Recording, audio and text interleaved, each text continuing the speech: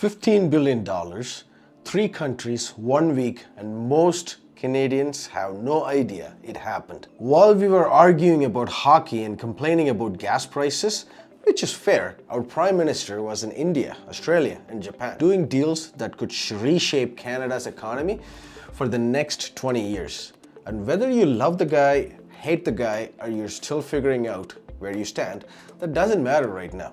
What matters is that you understand what was agreed to, what it means for this country, what it means for your life. Because here's the thing, politics only feels boring until you realize it's about money, your job, your future. And this week, it got very interesting.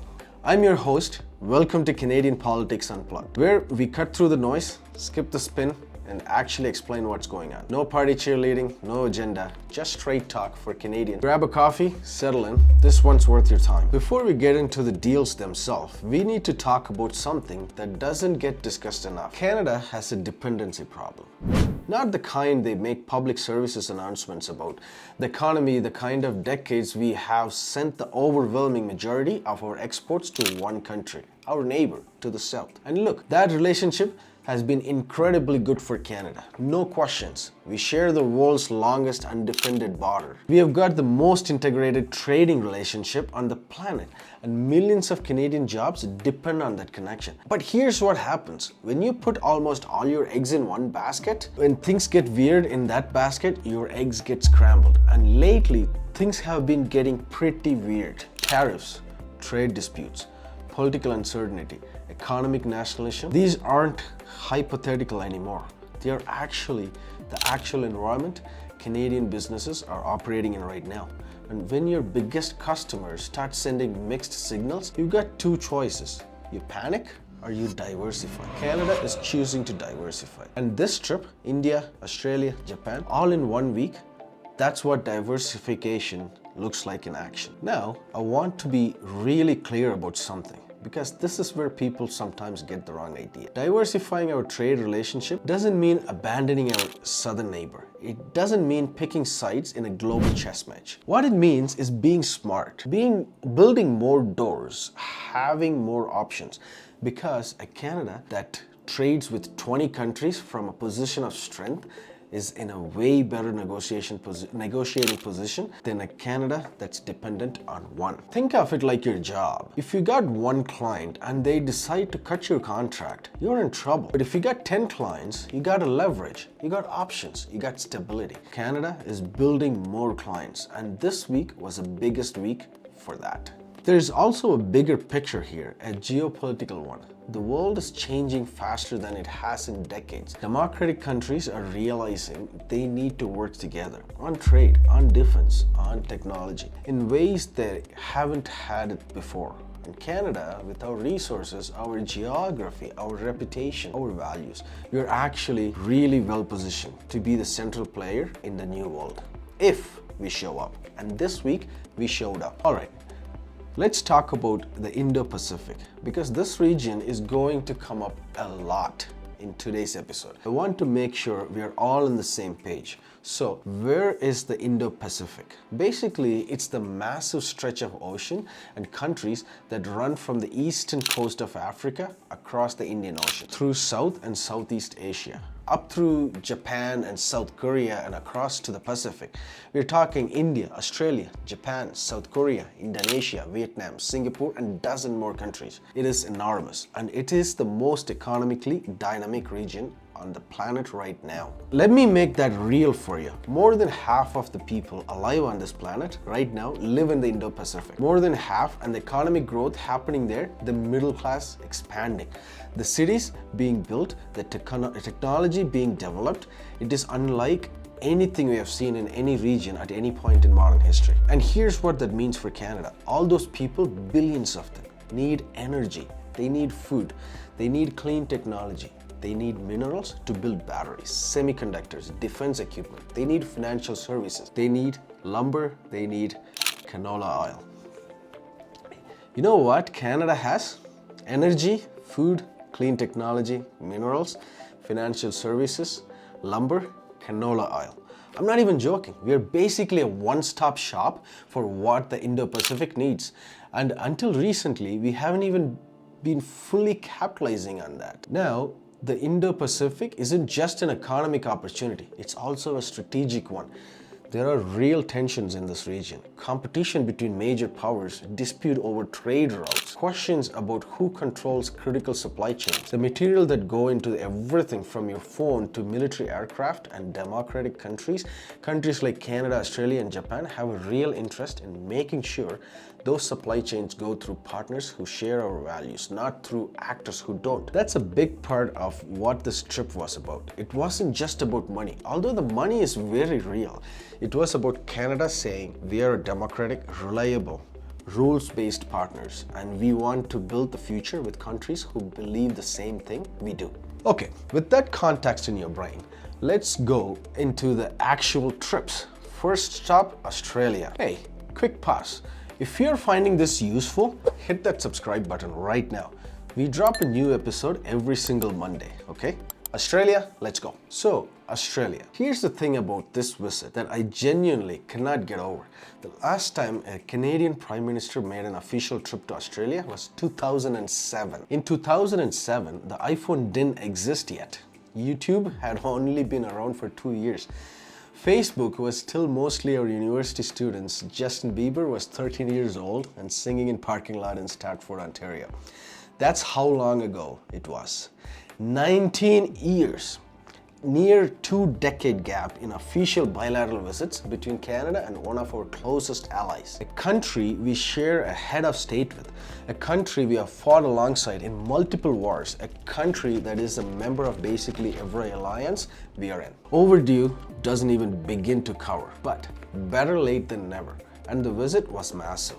Let me walk you through it. Let's start with the money, because this is where it gets genuinely impressive. Australia has something called superannuation funds. Think of them as their version of our pension funds. Pools of money collected from workers over their careers, managed by big investment firms, meant to grow and generate returns over the long term. These funds are enormous. How enormous? The Australian superannuation funds that our Prime Minister met with in Sydney, they collectively manage nearly $7 trillion in capital. $7 trillion. To put that in perspective, Canada's entire GDP, a total value of everything our entire country produces in a year, is about $2.5 trillion.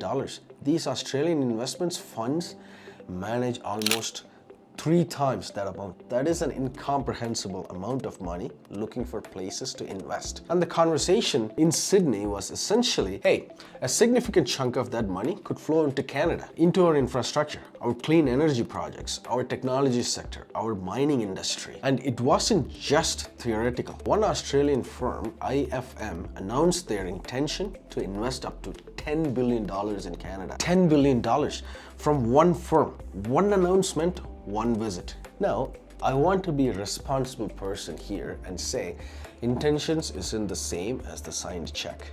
These things take time to materialize, but an intention from a firm of this size is not nothing. That's a serious public commitment from a major investment player, and it creates accountability. Beyond that one firm, 2 countries signed Memorandum of Understanding, an MOU, between Canadian pension funds and Australian superannuation funds. The goal is to reduce barriers to investment between the 2 countries and to coordinate a large infrastructure projects, what they're calling a national building investments. They are also fast-tracking negotiations to modernize the Canada-Australia tax treaty. Now, I know tax treaty sounds about as exciting as watching paint dry, but hear me out. This is actually a big deal. A tax treaty is a legal agreement between 2 countries that prevents companies and investors from being taxed twice on the same income. When you modernize it, you make it cheaper and easier to invest back and forth. That directly encourages more capital to flow between the 2 countries. For entrepreneurs, for business owners, for anyone working in sectors that might attract foreign investment, this infrastructure stuff matters. It's not sexy, but it's the plumbing that makes investment happen. Let's talk about critical minerals, and I promise I'm going to make this interesting. Pull out your phone for a second. Seriously, look at it. That device in your hand contains cobalt, lithium, nickel, manganese, copper, and rare earth elements, and a bunch of other minerals with names you probably can't pronounce. Without these minerals, that phone doesn't exist. The battery dies, the screen doesn't work, the camera is gone. Now scale that up. Electric vehicles, same minerals. Wind turbines, same minerals. Solar panels, same minerals.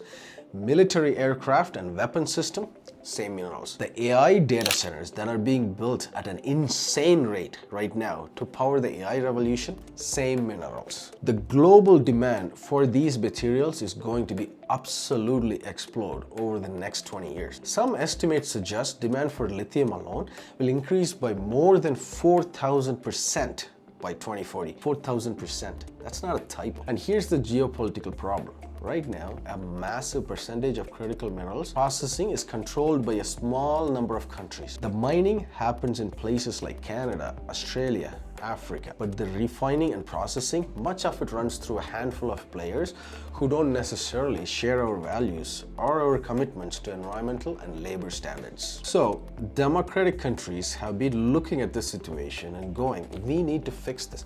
We need to build supply chains that can go through trusted partners. That is exactly what Critical Minerals Production Alliance is designed to do. Canada launched this initiative last year under our G7 presidency. And during this Australia visit, Australia officially joined. Why does it matter?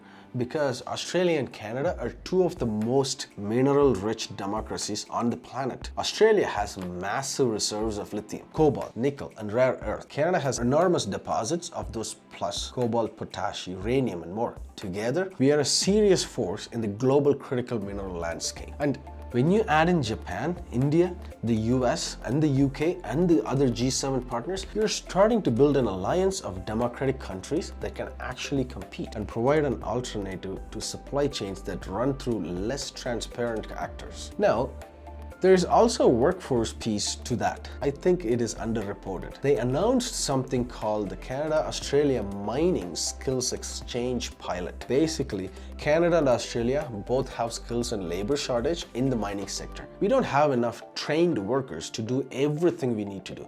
Neither do they. So the solution? Let's swap expertise. Let's send Canadian workers to Australia to learn techniques they have been mastered. Let Australian workers come here and build capacity in our sector. If you're in the trades, if you're studying geology, environmental science, mining engineering, or anything in that world, pay close attention to this, because international work experience and skills exchange opportunities in the mining sector could be real. Concrete career opportunities coming out of this agreement. They also launched a Canada-Australia Clean Energy Partnership focused on clean energy trade, scaling up clean energy technologies, and modernizing electrical grids in both countries. The idea is that the clean energy transition is going to require massive investment and innovation, and two countries working together can move faster than one going at it alone. Quick check-in. We're about halfway through. This is a big episode, I know. If you're watching this foreign, you clearly care about this stuff. Subscribe if you haven't. We do this every Monday, okay? Defense, let's go. Okay, now we get to the part of this story that is genuinely, legitimately cool. I'm going to say it, this is a little bit James Bond. Canada is building something called the Arctic Over-the-Horizon Radar System. Let me explain what that means. A traditional radar system can only detect objects that are within the line of sight. Basically, anything beyond that horizon is invisible to them. Over-the-horizon radar works differently. It bounces high-frequency radio waves off the ionosphere, the upper layer of Earth's atmosphere, and those waves comes back down thousands of kilometers away, allowing you to detect objects way beyond what a normal radar can see. Why does this matter for Canada? Because we have the Arctic. We share the longest coastline in the world. We have vast, remote northern territories that are notoriously difficult to monitor. And in a world where Arctic sovereignty is increasingly important, where the melting ice is opening new shipping lanes and making Arctic resources more accessible, knowing what's moving through or over our Arctic is not optional. It's a national security imperative. The Arctic Over-the-Horizon Radar system is a key component of Canada's NORAD modernization plan. NORAD, if you don't know, is the North American Aerospace Defense Command, the joint Canada and US aerospace warning system that monitors the continents for threats. We've been upgrading it, and the Arctic radar is a critical piece. Here's where Australia comes in. Australia, already one of the world's best over-the-horizon radar system. It's called the Jindal Operational Radar Network, JORN, and it monitors millions of square kilometers of ocean and airspace around Australia. They've been developing and operating this technology for decades. They're world leaders in it. So the deal is this. Starting in mid-2026, Canadian Armed Forces personnel are going to Australia to train on the JORN system. They're going to learn how to operate over-the-horizon radar in an active operational environment so that when Canada deploys our Arctic version, our people already know exactly what they're doing. They're not learning on the job, they're coming in trained, experienced, and ready. This is smart, this is efficient.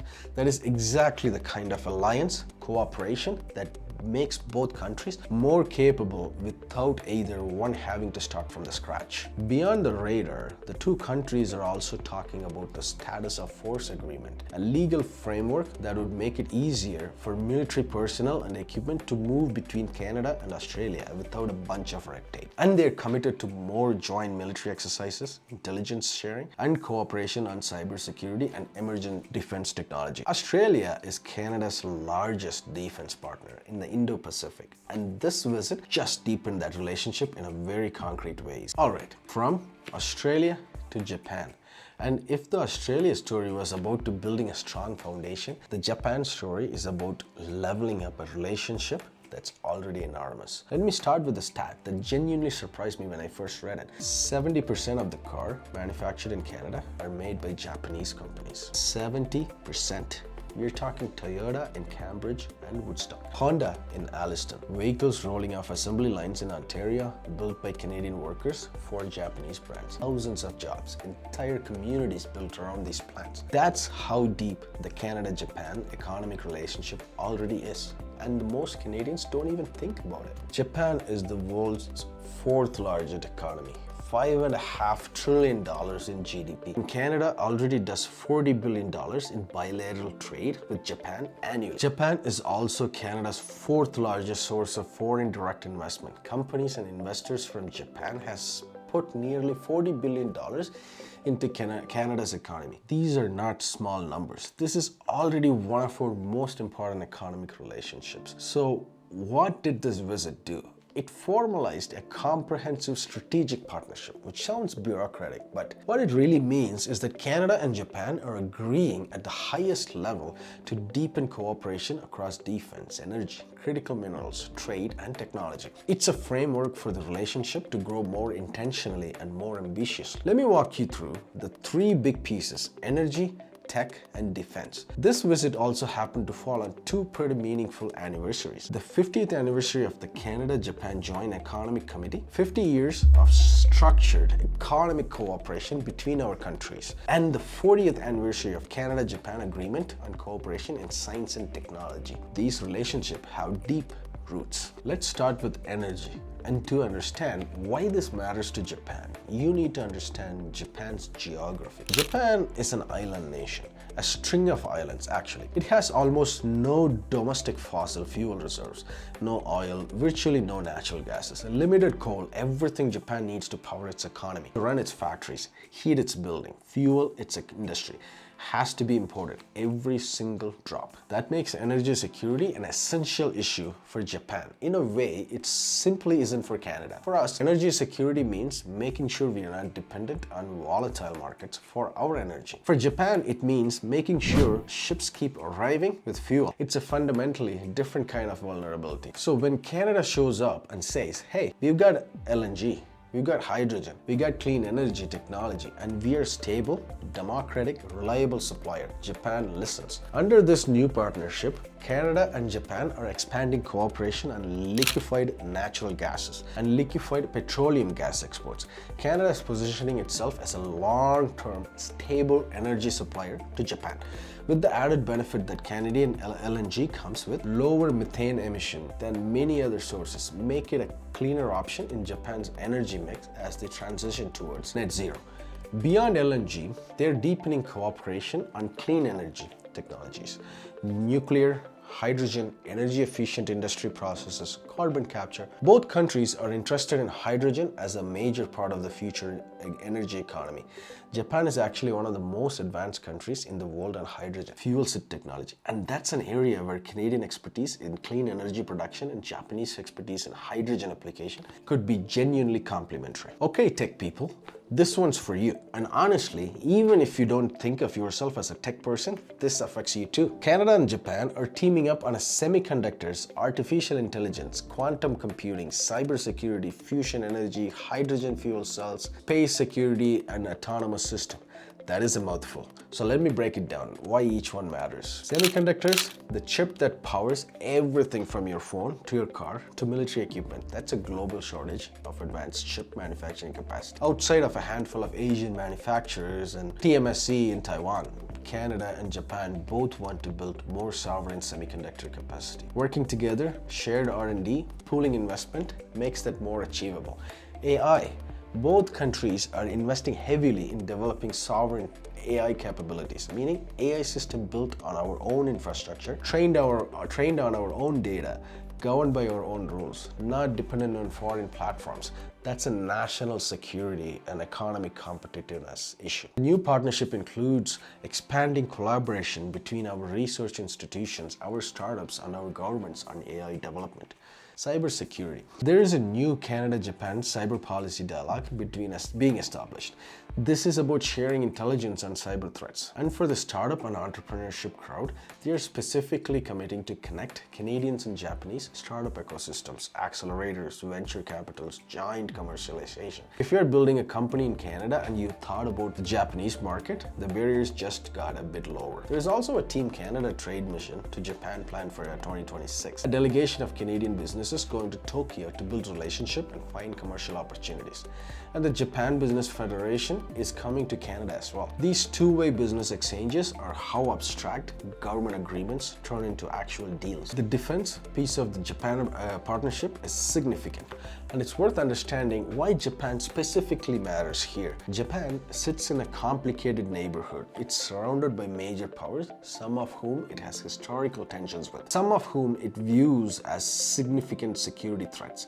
Japan has been steadily rebuilding its defense capabilities over the past few years. A major shift from the pacifist posture it maintained for most of the post-World War II era, and as Japan re-engages with global security, it wants trusted partners. Canada is one of those partners, and the new partnership deepens that significantly. We are talking joint naval exercises between the Royal Canadian Navy and Japan's Maritime Self-Defense Force. But here's the piece I want you to take away from all of this. The idea that ties everything together. Both Canada and Japan and Australia, which we talked about earlier, are committed to what they're calling a free and open Indo-Pacific. What does that mean? It means trade routes stay open. Ships can sail without intimidation. Countries can trade freely.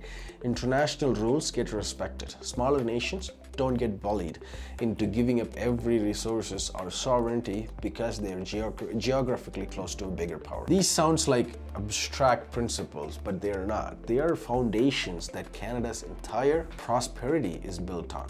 We are a trading nation. We depend on open shipping lanes, on rules-based trade, on international norms being respected. When those norms get challenged anywhere in the world, it has ripple effects that eventually reach us. So when Canada builds relationship with Japan and Australia around these shared principles, it's not just diplomacy or diplomacy's sake. It's building the coalition of countries that will defend the rules-based international order that Canada's economy depends on. Okay. We have covered a lot of ground. India, Australia, Japan, $15 billion in commitments, a whole new Arctic radar system, critical mineral alliance, AI partnership, LNG deals, and a deeper engagement with the most economically dynamic regions on the planet. Now let's bring it home. What does any of this actually mean for you? All right, let's make this real. Here's my breakdown of how what we just discussed touches everyday Canadian life. Deal what it could mean for you. a $10 billion Australian investment into Canada, new infrastructure, energy and tech projects, construction, engineering, finance jobs, Canada-Australia tax treaty modernization, easier foreign investment, more capital flowing into the Canadian businesses and startups, critical mineral production, alliance, mining career growth, clean energy jobs, Canada as a global supplier, mining skills exchange, international work experience, opportunities for trades, workers, geologists, engineers. Now, I have to be straight with you because that's what this channel is about. MOUs are not done deals. Frameworks are not factories. Announcements are not actions. These agreements create the condition for things to happen, but whether they actually do, that depends on follow-through, on implementation, on whether the political will survive the next election cycle, the next budget fight, the next news cycle.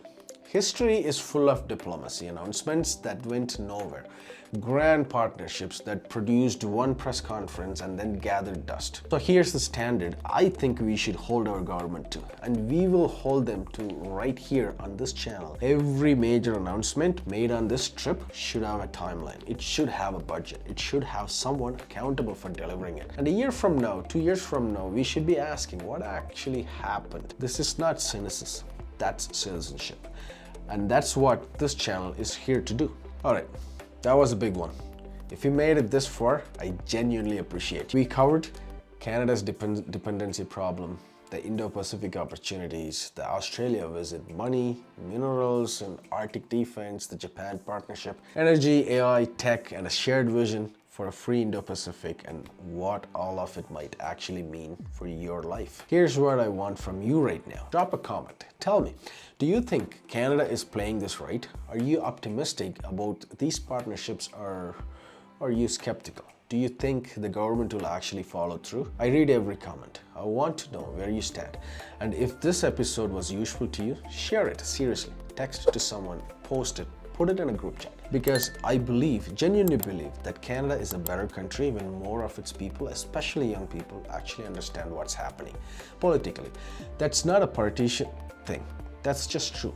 The more informed Canadians we have, the better the decisions we make as a country. And every view, every share, every conversation that comes out of it, that's the mission. Hit subscribe if you haven't. Smash the notification bell on Monday morning. You wake up and this is waiting for you. And I will see you next week. I'm your host. This is your Canadian Politics Unplugged. Later.